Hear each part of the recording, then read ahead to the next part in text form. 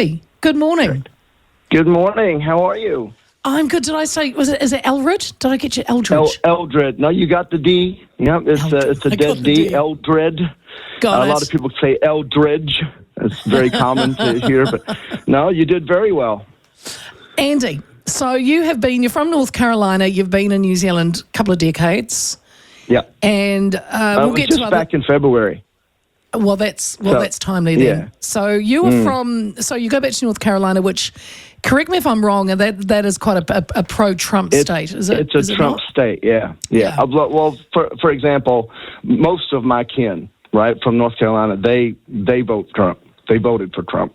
Okay. I tried desperately to convince them not to, but because I'm and I had to be honest. I'm not a Trumper. I felt really upset with how everything was going on, and yesterday it was really an emotional roller coaster for me as a human, because when I first heard about it and I saw it, I was so cynical. I was like, surely he set this up. Surely this is some sort of massive scam that he's trying to get sympathy votes. I mean, that was immediately where my mind went. And I was disgusted with myself, because I was like, nobody deserves. He's still a child of God. He's still, a precious human. Nobody deserves to be traumatized like that. And I just felt quite ashamed of myself. And I had to really check myself. And it really hurt that I had become so cynical. And I just feel like there is that cynicism in the politic at the moment, in the modern politic. It's, it's us versus them, and it's a zero-sum game, and it's ugly, and it's toxic, I think. Well, everything you've said, Andy, I'm nodding along crazily, because I must admit, forgive me, Father, for I have sinned, I must confess. I had the same thought initially, and I think a lot of the people around the world thought that as well, that it was a setup. And how cynical is that? I know. And that's we've just become so cynical that we could actually allow ourselves to not be shocked and horrified. The first thing to think, oh, it's a scam. It's devastating. It was devastating to me. I'm still reeling from it, really, because I'm such a never Trumper, and it's really affected me. Andy, have you spoken with, since the event, did you ring home? Have you spoken to any family? I haven't yet. So it's been my birthday weekend, so I've been trying to not focus on that. And then I've got we're putting together a Linda Ronstadt tribute band, and I was doing rehearsals all day yesterday for that. And so it's just sort of, I haven't really had a chance to sit down and really reflect on it. I've been going, but when I talked to Hugh, one of your producers, last night, and he was saying, I'd be really interested in what your perspective is. And I was like, wow, I'm really interested in what my perspective is too, because it's a real emotional thing for me. I felt really, really bad how I just got so cynical. And I've been really looking around my life and seeing how that cynicism has been affecting other parts of my life, Well, I mean, in America and New Zealand, obviously our politics are poles apart. We're very different in how we do things to America. And there has been a lot of, and there always is, I mean, we're only, 3 months away from America's elections. And There's been a lot of extreme language on both sides, and the use of, the Democrats saying that Trump is the devil, will destroy America. And then, Trump also saying if he doesn't win or get back in it, there will be blood in the streets. So, they're as bad as each other.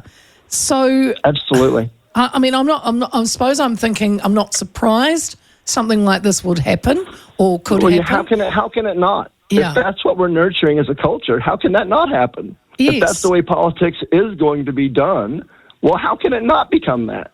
One of the greatest gifts I have at the moment is one of my best friends, probably my best friend in life at the moment, is my buddy Mike, who is on a political spectrum probably totally opposite from me. And yet we have these really robust conversations. I'm open to his idea. He's open to my idea. We're both quite passionate about our positions, but we're open and we grow and we learn from each other.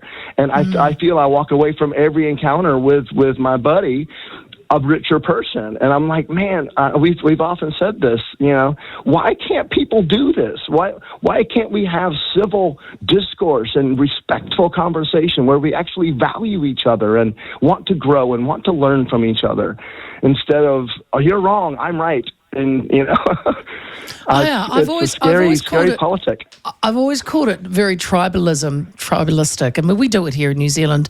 Maybe Absolutely. America takes it to another level, but we are like that. You can't move certain people off, what their political leanings are and what they truly believe. And I suppose it's always going to be that way. But do you? So in America, I think, and I haven't spent a lot of time there, so I can't. I know. I was listening to Michael Laws, and I know he's done quite a bit of time there. So I've only done a few places. So I don't, and I did like it when I was there. I really loved the American people that I met. But do you think, and you have been out a long time, but you were back this year. Yeah.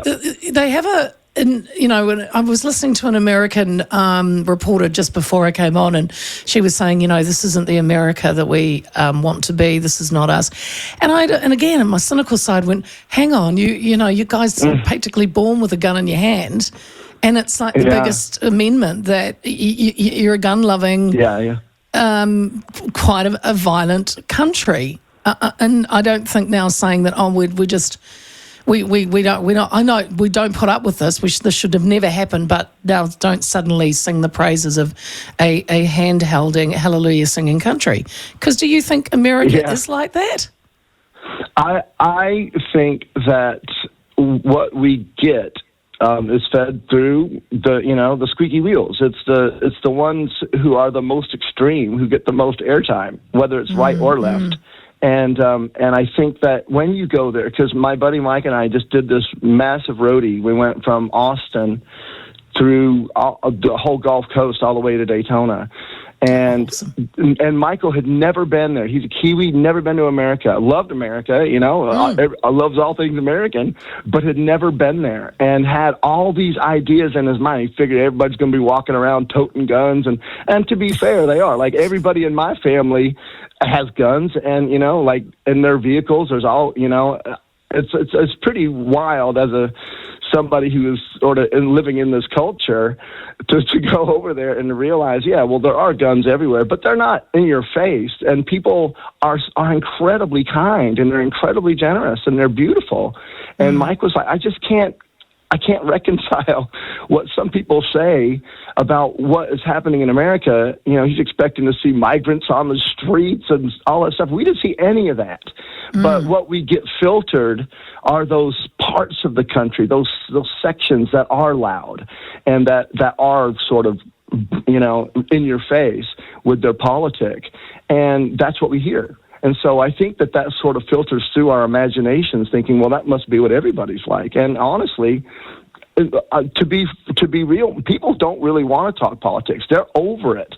Yeah. All the people that I know, they don't want to talk about it. Like my kinfolk in North Carolina, people like that, you want to talk about it because it's not worth it, And there's a fatigue there, I think, and that's what I'm saying, where the cynicism gets in, and it's just, when you look at how low the numbers are for people actually showing up to vote, how disengaged people are because they're just so over it. That's a good point, actually. Yeah, it is. Like anywhere in the world, it's here as well. The squeaky wheel gets the oil and all that. So, so the media does gravitate to these bigger issues or the big stories, what they see are, or the controversial part of America that we get to see. Because we do, back here from someone like me who hasn't travelled a lot through America, I do see it as a gun-toting kind of, don't come on my property kind of place. And to be sure that they're there. I mean, they're absolutely, that does exist, but it is not the majority of America. It is not the majority of Americans. And I think that's one of the things. It's kind of like, people thinking like everybody has a sheep if you live in New Zealand, everybody's got their own sheep. What do you mean? I've got 4 of them myself. No, I don't. There you go. I remember.